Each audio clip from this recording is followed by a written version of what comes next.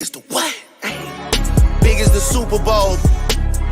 Broadcasting from Radio Row inside the Mandalay Bay Convention Center in Las Vegas, Nevada. You are tuned into Sideline Sports Talk Network's The W Show on 100.1 FM, Kansas City. Brought to you by Stockman Law Firm, The Solar Center, the Negro Leagues Baseball Museum, Golden Gate Funeral and Cremation Services, Gates Barbecue, Positivity Water, Soiree Steak and Oyster House, The Wright Tally Tax Preparation, Dillard's Zona Rosa, KC Wheat Spin 360, Derek Thomas Neil Smith III and Long Foundation, Phenomenal Kids Child Care Learning Center, XC Fright Studio Plush, Sierra Fonseca, Hairstylist in New York Life.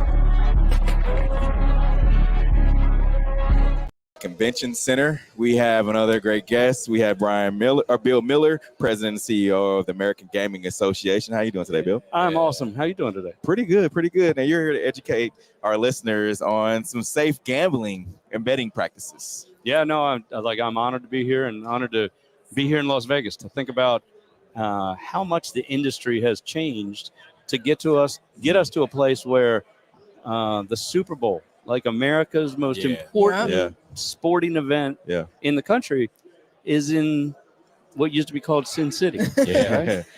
which is crazy. You mentioned that and of how much it's changed. Like I know Q sent me I think it was a video of TikTok the other day of so Missouri, of course, does not have legal sports betting. Yep. But right across the border in Kansas, they do. And so we literally have to drive across, and you can see on the highway right at the point where it's legal. Yep. People are lined up on game days.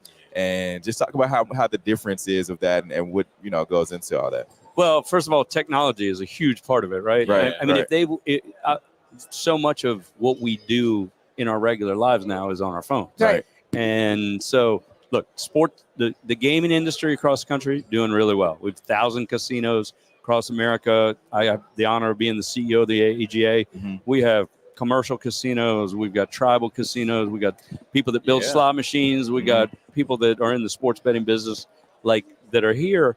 And but technology is like the foundational building blocks of this, because that whole idea of, all right, you're within the shape of inside Missouri, and then you drive out, and all of a sudden you can legally bet.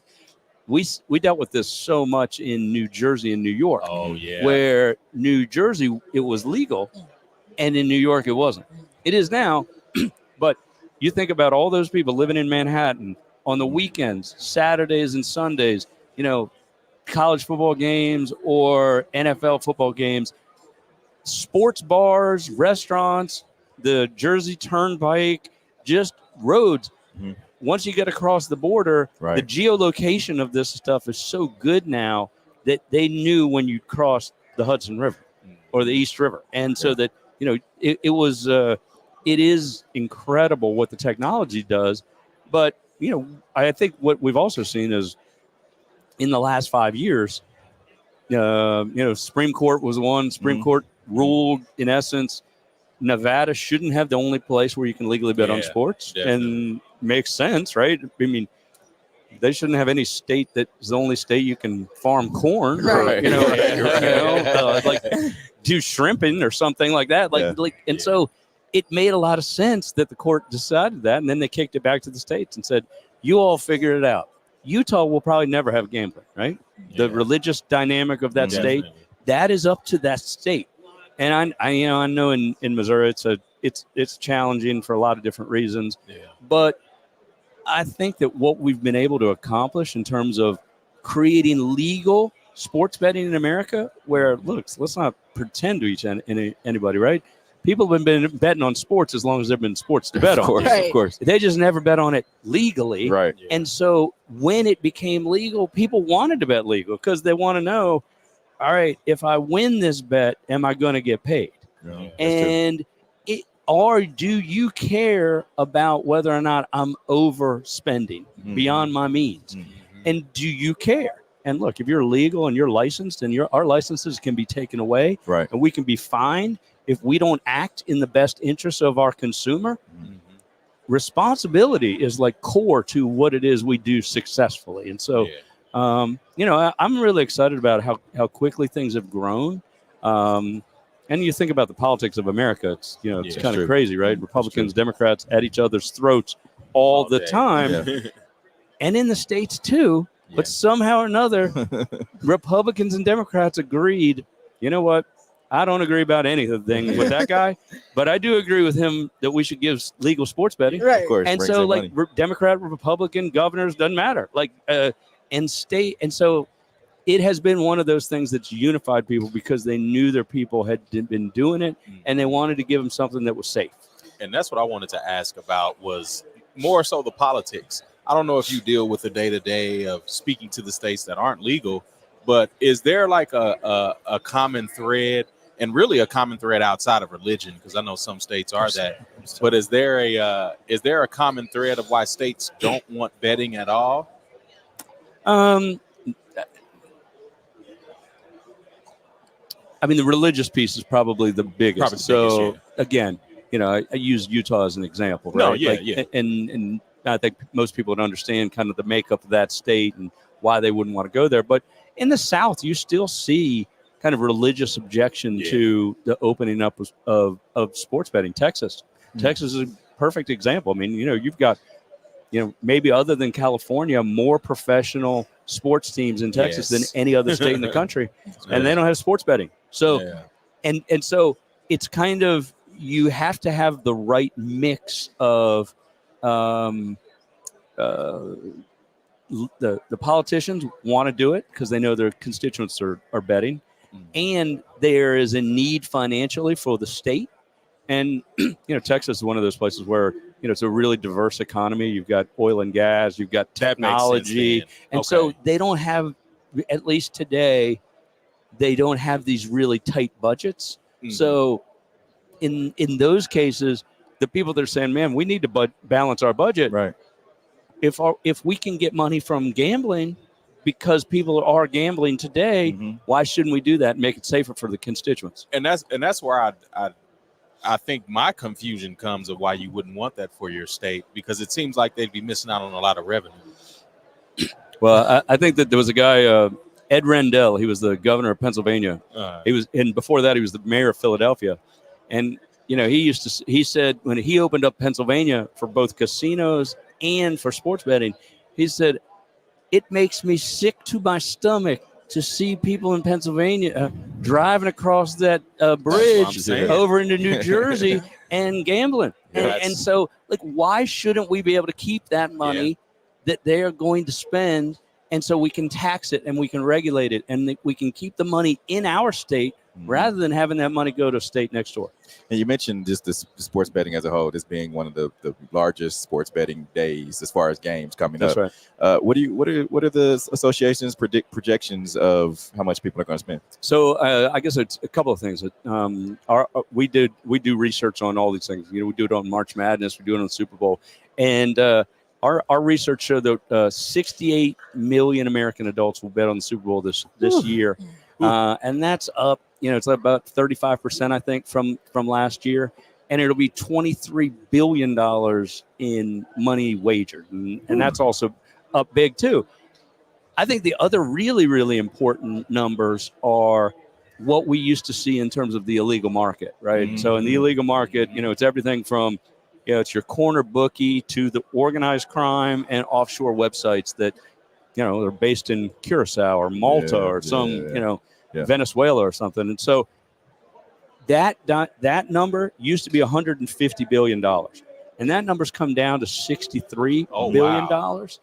And what that says is, obviously, you give a lot more people the opportunity to bet legally. Convenience, They want to bet legally. They see the advertisements on TV and they say, all right, I do want to do this. Right. I've been betting, but I like the idea that I can bet legally on whatever the operator is in my state.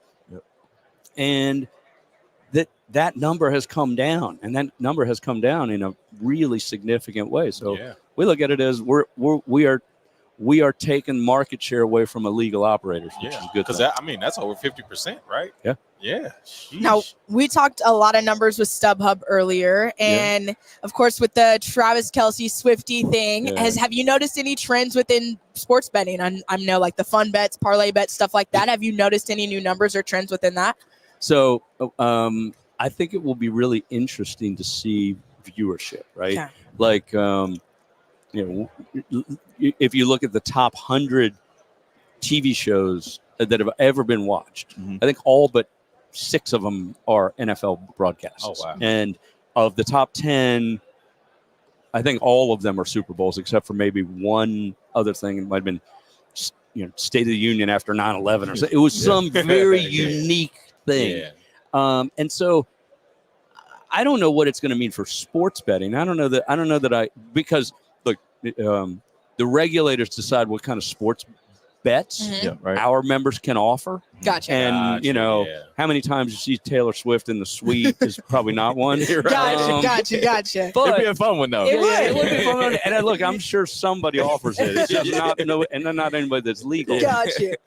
But what you I absolutely believe is that if this is not the most watched Super Bowl in NFL history, I'll be shocked. And I believe that there's probably somewhere between 5 and 10% of that number that's girls at home watching this that don't care about football, but they couldn't get enough of Taylor Swift. Yeah, so, absolutely. That's very true. Anyway, the Swifties, yeah. So on Sunday, who are you thinking that's going to take it? Well, look, I went to the Super Bowl last year, and I saw Jalen Hurts damn near carry the Eagles on his back. My guy. And he's a resident Eagles fan, by the way. All right. And then Patrick Mahomes, you give him this much space, he's going to get through it. And 13 seconds. Yeah, exactly. And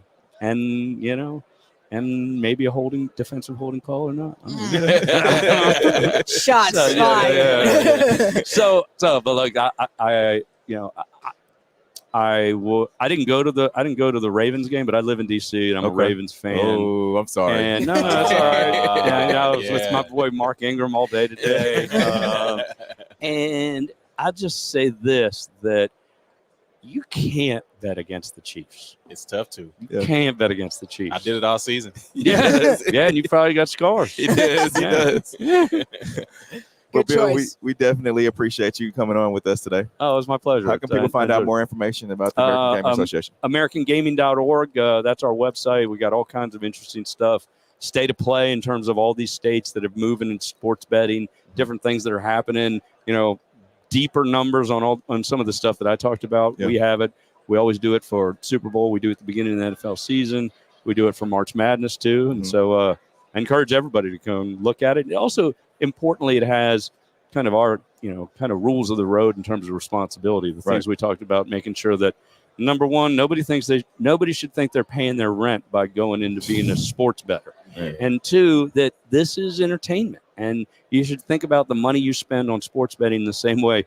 Well, maybe as a bad example, but the same way you might spend on a Taylor Swift ticket. It might be a little bit more expensive. Yeah. A little sports betting might be cheaper than going to a Taylor Swift concert. But it's in that world that's where we want to be thinking about sports betting, because it is a really fun way for fans to enjoy the game more, but it is not another job. Right. Exactly. Yeah. That's Bill Miller. We'll be back later with more guests here live from Radio Row inside of the Mandalay Bay Convention Center. Go ahead, say it then. Who the GOAT? Who the GOAT? Who the GOAT? Who the GOAT? Big as the what? Big as the Super Bowl. Broadcasting from Radio Row inside the Mandalay Bay Convention Center in Las Vegas, Nevada. You are tuned into Sideline Sports Talk Networks, the W Show on 100.1 FM, Kansas City. Brought to you by Stockman Law Firm, the Solar Center, the Negro Leagues Baseball Museum, Golden Gate Funeral and Cremation Services, Gates Barbecue, Positivity Water, Soiree Steak and Oyster House, the Wright County Tax Preparation, Dillard's Zona Rosa, KC Wheat Spin 360, Derek Thomas Neil Smith III and Long Foundation, Phenomenal Kids Child Care Learning Center, XC Fright Studio Plush, Sierra Fonseca, Hairstylist in New York Life,